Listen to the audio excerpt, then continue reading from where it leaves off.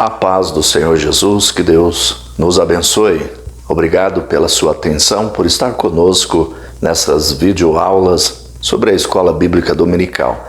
Hoje nós estaremos tratando de uma lição muito importante que estará falando aos corações daqueles que apreciam, valorizam o ensino bíblico, o ensino da Palavra de Deus.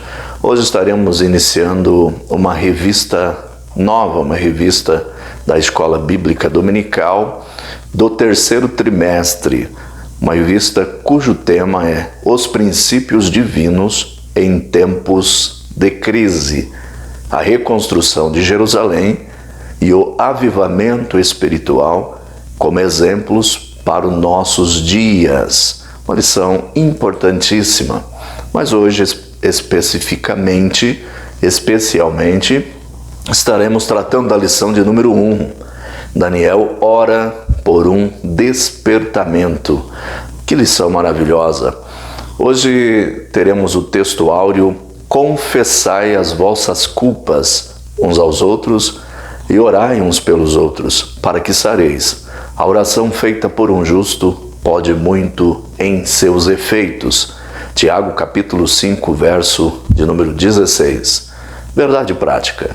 O crente dedicado à oração pode exercer influência no céu, na terra e até contra os poderes do inimigo ou dos poderes malignos. Nós temos as nossas leituras, ou leitura diária. Aqui, segunda-feira, Lucas 11, 5 ao 13, a certeza do atendimento à oração.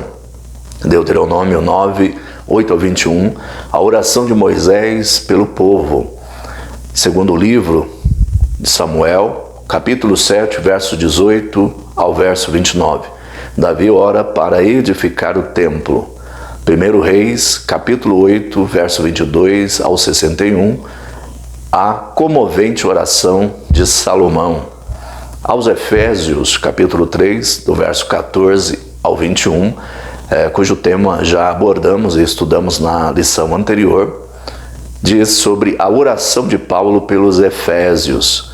E Abacuque 3, 1 ao 19, um texto muito conhecido, poético e profético do Antigo Testamento. Abacuque ora pelo livramento.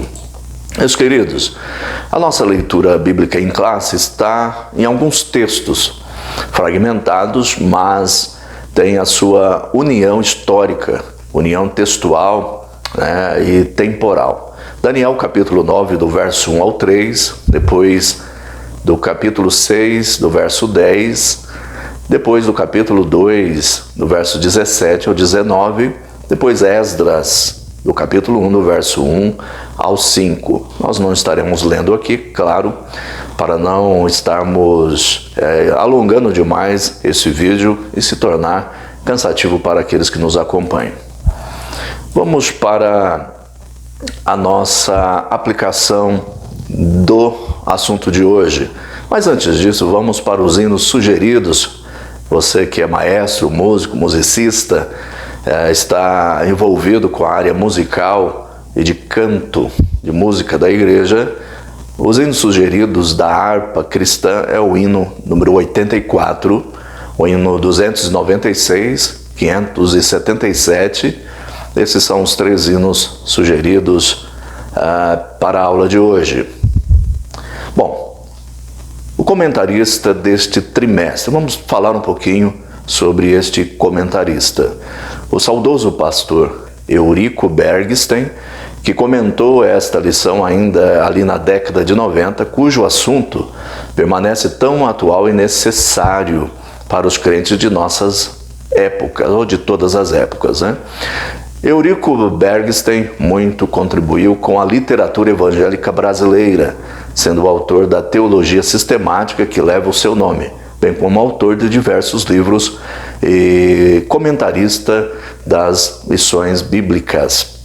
Vale a pena citar que o pastor foi o comentador que teve mais comentários publicados pela CPAD, 35 ao todo.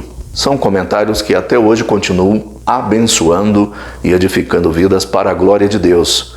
É o que poderemos confirmar neste trimestre. Vamos então agora abordando aí um pouquinho sobre o comentarista deste trimestre. Vamos para a introdução da nossa lição. Os crentes fiéis brilham como luz. Mateus capítulo 5, verso 15. E resplandece no meio de uma geração corrompida e perversa, que está em Filipenses 2:15. Assim era Daniel, quando no ano 606 a.C. foi levado cativo para a Babilônia.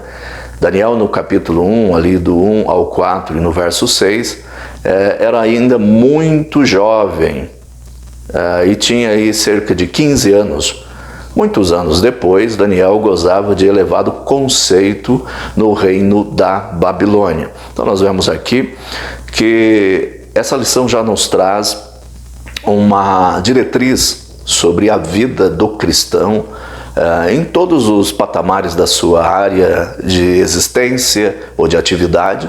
Ele tem que ser luz, ele tem que brilhar, tem que iluminar o ambiente onde está. Se ali é treva ou está sob o poder das trevas, ele tem que manifestar essa iluminação, esse clarear da presença das boas novas do Senhor através da sua própria vida. Ponto central desta lição. Precisamos estudar a palavra e orar por despertamento espiritual. Então, quais são as diretrizes aqui para que nós venhamos guardar como ponto central? Precisamos nos dedicar ao estudo da palavra de Deus e também estarmos imbuídos, estarmos dedicados para uma visão real de despertamento e orar, estar esclarecidos a respeito do que é um despertamento. E estarmos orando para que isso seja não só vivido, mas que seja percebido por aqueles que querem viver. Às vezes estamos vivendo já um avivamento, um despertamento, mas há uma utopia em relação ao despertamento que envolve talvez um interesse próprio, envolve talvez alguma retribuição de Deus a respeito daquilo que tem executado e feito. Avivamento tem a ver com despertamento em tempos de crise. E nós temos que entender como é que Deus tem trabalhado. Então, só o Espírito Santo de Deus pode nos dar a iluminação e o discernimento para entendermos racionalmente o que é que estamos vivendo, se de fato é um despertamento ou não.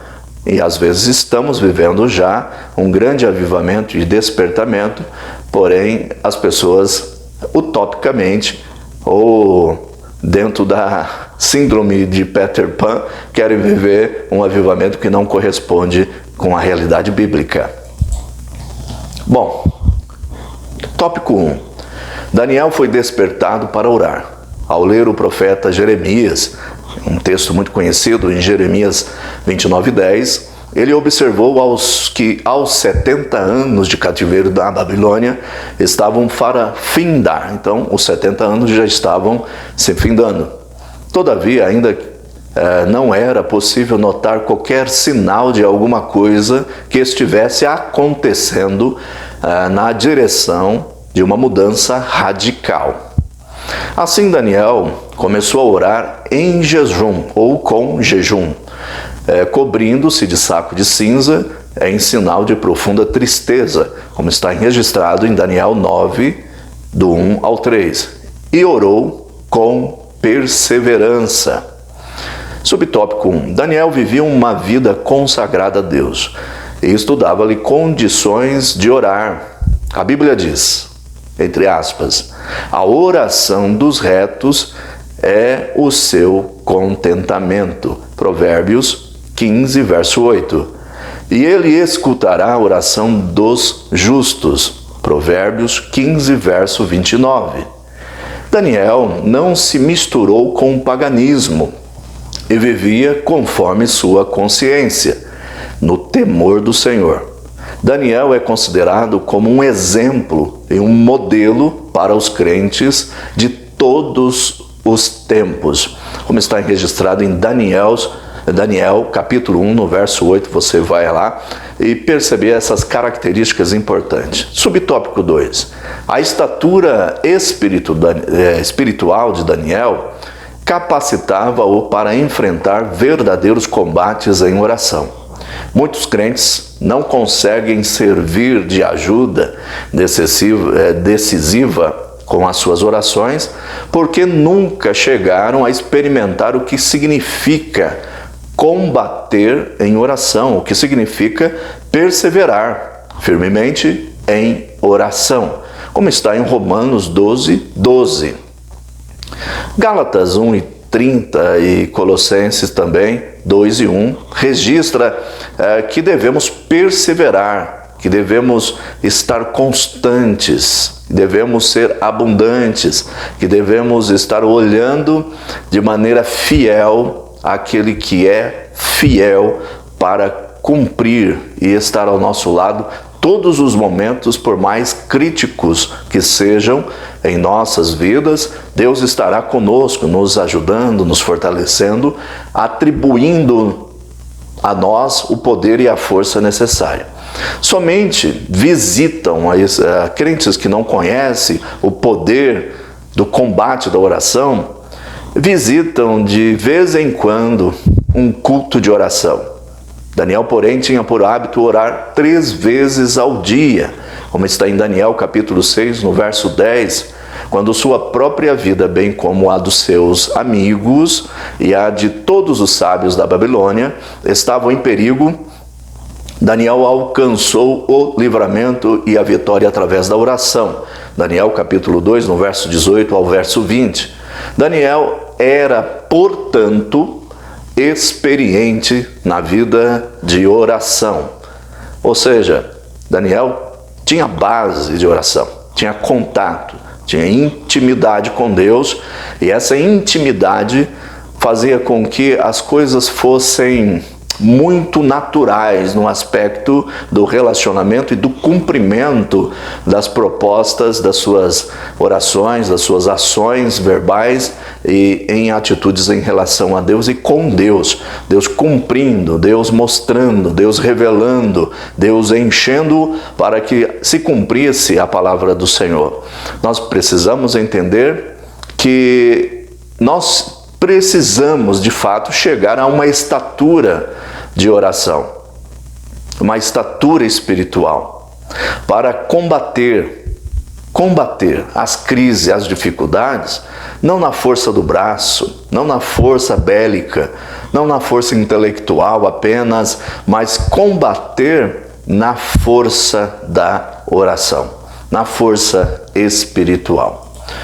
3. Coincidindo com o período de oração de Daniel, profundas mudanças estavam para acontecer na Babilônia. O reino na Babilônia estava em guerra com medos e persas. O rei da Babilônia era, na época, Nabonido. Seu filho, Belsazar, estava na capital, a cidade da Babilônia, cuidando dos assuntos administrativos do governo. Mandou fazer ou trazer para si os vasos sagrados que o rei Nabucodonosor havia trazido do templo de Deus em Jerusalém e havia colocado no templo pagão da Babilônia. Ele e todos os seus convidados beberam vinho nesses vasos santos. Então nós vemos aqui um ato de extrema profanação ou desrespeito àquilo que estava consagrado, estava com o sagrado, dedicado a ele. Uma falta de temor aos princípios e ao ato de Deus estar tomando para si algumas coisas e nós entregarmos algumas coisas a ele. Daniel capítulo 5, ali no verso 2 ao 4, registra esse fato. Houve então uma intervenção divina. O rei viu que dados ou ali dedos, né, de mão de homem, escreviam na parede, defronte do castiçal. Daniel 5:5. Acabou-se a alegria da festa. Os joelhos do rei tremiam. Sábios e astrólogos não puderam interpretar a mensagem escrita na parede. Finalmente, Daniel foi introduzido na festa. Daniel capítulo 5, no verso 13. Interpretou o texto escrito na parede. Entre outras coisas estava escrito, entre aspas, dividido foi o teu reino, e deu-se aos medos e aos persas. Daniel 5, verso 28. Naquela mesma noite foi morto Belsazar, rei dos caldeus, no capítulo 5, no verso 30. Síntese desse tópico.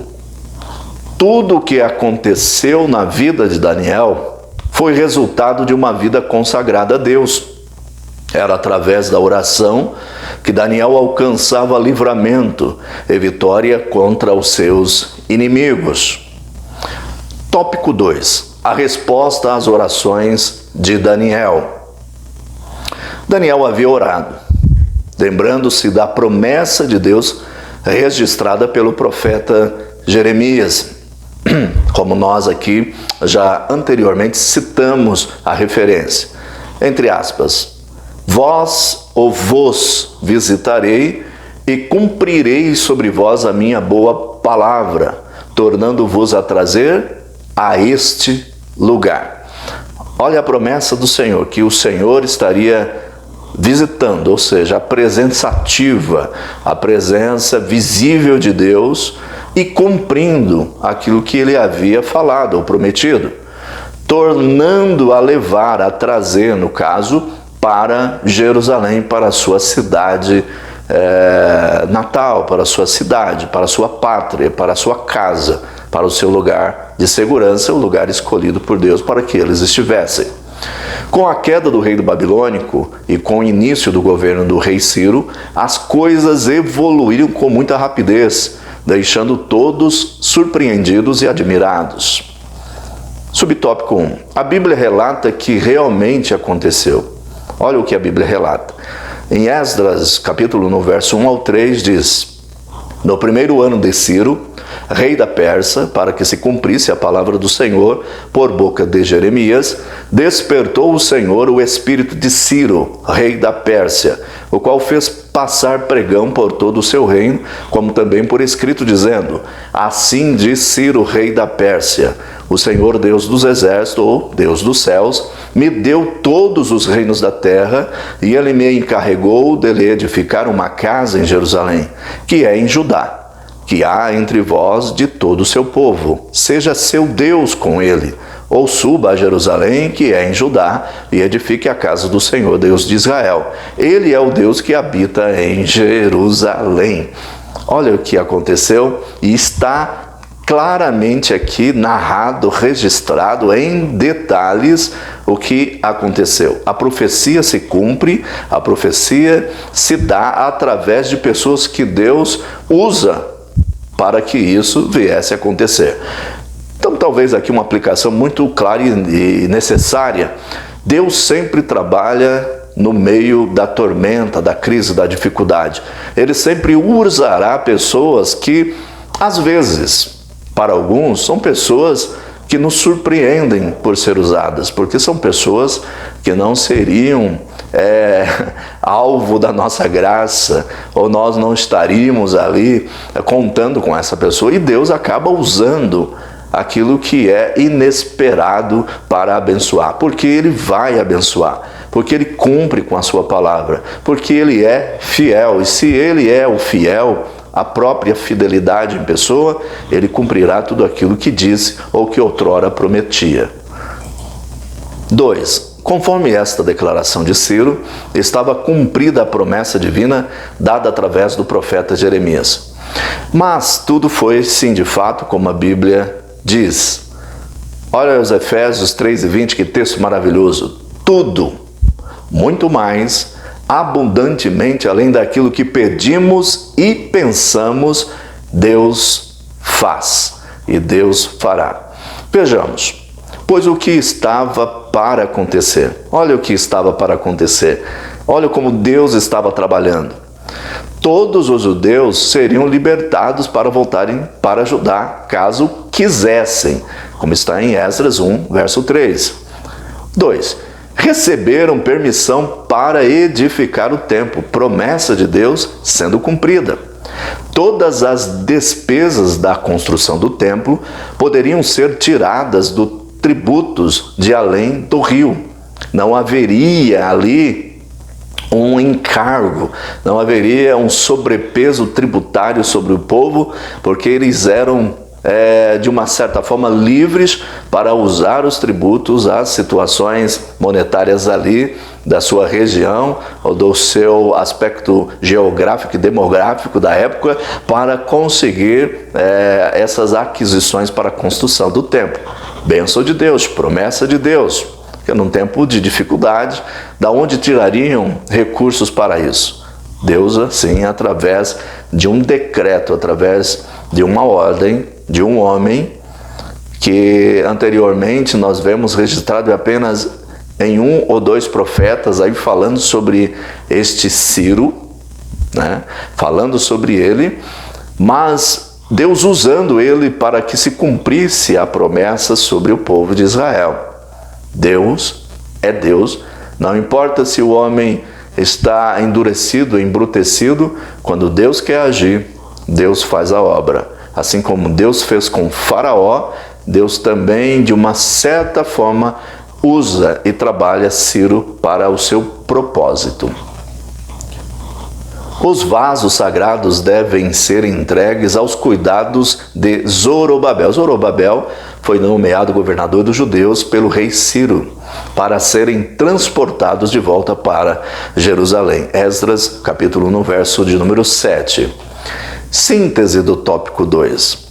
A resposta divina às orações de Daniel incluía levantar Ciro para abençoar o seu povo, permitindo, entre outras ações, que o povo retornassem para Judá e reconstruísse o templo. Glória a Deus, porque Deus trabalha desta forma. Nós achamos que somos inteligentes, que estamos vendo o que Deus está fazendo de uma forma muito aleatória, sem compromisso profético, sem compromisso bíblico, sem compromisso da palavra, da revelação da palavra, do texto ali revelado, a própria Bíblia que é a revelação de Deus. Nos fundamentamos às vezes em supérfluas, em fábulas, palavras que vêm para nós e sobre nós, achando que é a palavra de Deus. Mas, de fato, aquilo que está na palavra, está registrado, é o contexto bíblico, é isso que é a voz de Deus, é isso que aviva, é isso que desperta e nos chama para a oração, porque Deus responde a sua oração e usa pessoas e elementos para que isso aconteça. Tópico 3. O resultado de um despertamento proveniente de Deus. Primeiro subtópico. O rei Ciro foi despertado em seu espírito. Olha que interessante. Despertou o Senhor o espírito de Ciro. Esdras 1:1. Talvez por meio do seu contato com Daniel é que Ciro veio a conhecer a Deus. E talvez até mesmo o adorasse. Ciro teve uma experiência pessoal com Deus em seu coração e passou a compreender as realidades de Deus que ele antes ignorava. Olha que importante. Ciro passou a ver Deus como Senhor dos céus, como está em Esdras 1, verso 2. O grande rei Nabucodonosor demorou a aprender esta lição. Por isso que está registrado o seu trágico momento lá em Daniel capítulo 4, do verso 30 ao 37.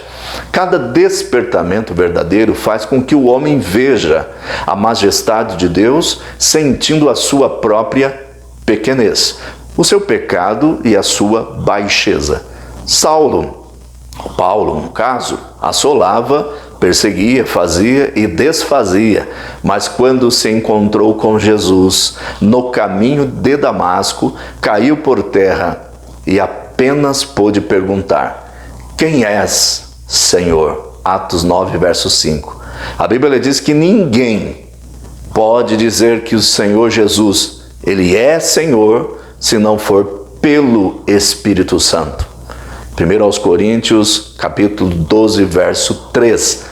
Então nós percebemos, irmãos, que Deus, no momento certo, através do clamor da igreja, através da intercessão da igreja, Deus vai despertar, Deus está despertando pessoas, ou o espírito dessas pessoas, para cumprir a sua promessa, a sua palavra.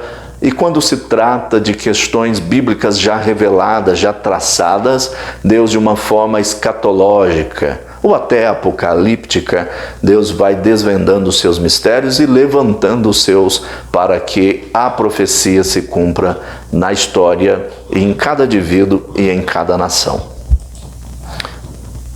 B. Ciro teve uma experiência com Deus que é santo.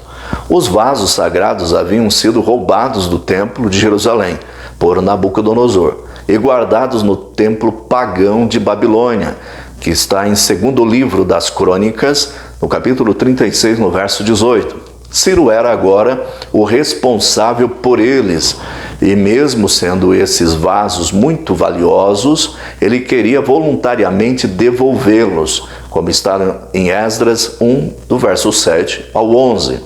Assim acontece sempre em cada despertamento verdadeiro.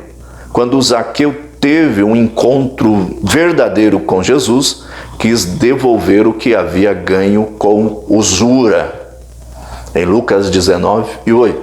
Então, quando Deus ele trabalha no coração, quando Deus desperta o coração através de uma experiência com o santo, com o incorruptível, aquele que não tem mancha, aquele que não tem defeito, aquele que é o inteiro, de um caráter puro, íntegro, este Deus que é a própria essência e é a santidade, quem tem um contato com Ele, neste exato momento, percebe a sua pequenez, percebe quem é, e Deus já começa a trabalhar, e a partir deste momento a nossa visão para de ser uma visão apenas uma visão horizontal, vendo problemas, dificuldades, vendo este mundo, vendo o natural. E agora passamos a ver o vertical.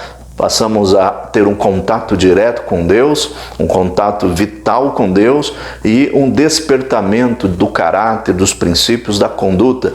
E aí passaremos a exercer a nossa vida com aquilo que está à nossa volta, com uma ótica espiritual, com a visão de Deus, com a experiência que Deus nos dá, e assim seremos quem precisamos ser na geração em que estamos vivendo, e Deus estará nos despertando para isso, em nome de Jesus. 2. Segundo subtópico. O rei Ciro recebeu a bênção espiritual. O profeta Isaías, 200 anos antes, profetizou acerca de Ciro, chamando-o de ungido do Senhor. Olha só, Isaías profetizando 200 anos antes sobre este ungido do Senhor, que era o Ciro. Isaías 45:1. Isso nos permite entender que o Espírito deve ter lhe proporcionado alguma bênção espiritual. Cada despertamento traz bênçãos para o coração do crente. Lembre-se disso. Todo momento que Deus desperta alguém, Deus está querendo abençoar o crente. Abençoar o coração, a vida, o interior, o ser essencial do crente. Quando Deus age, Deus quer mover para a bênção dos seus filhos, para a bênção dos fiéis, para a bênção dos retos, dos justos da terra. Deus trabalha para que os seus filhos sejam abençoados, e a sua promessa para os eleitos, para aquele a quem ele morreu antes da fundação do mundo, se cumpra, e o coração desta pessoa seja abençoado e ele cumpra plenamente o propósito para a humanidade. Síntese do tópico 3 Nós estamos terminando esta aula. Que Deus abençoe a sua vida. Obrigado pela sua presença. Compartilhe essa aula com o máximo de pessoas possível e que Deus venha abençoar a sua casa e o seu ministério. Síntese do tópico 3. O rei Ciro veio a conhecer a soberania divina e ver Deus como o Senhor dos céus. E por isso foi muito abençoado pelo Todo-Poderoso. Meus queridos, que Deus abençoe a sua vida. Que Deus abençoe o seu ministério e abençoe a sua casa. Deus ainda tem um projeto para a sua vida. Assim como Daniel foi despertado para a oração, assim como nós estamos vivendo um momento difícil, Deus venha te despertar para que você seja corajoso, seja forte, seja fortalecido, fortalecida e cumpra o propósito de Deus. Alegre o seu coração, porque Deus ainda tem um controle de toda a história. Ele é o Senhor do tempo e irá te abençoar. Um grande abraço do pastor Daniel Dias e toda a sua família, e a paz do Senhor para o Ministério AD Jerusalém, aqui em Penápolis, e todos os pastores deste ministério no Brasil e fora do Brasil. Que Deus abençoe, tenha uma ótima semana em nome de Jesus. Amém.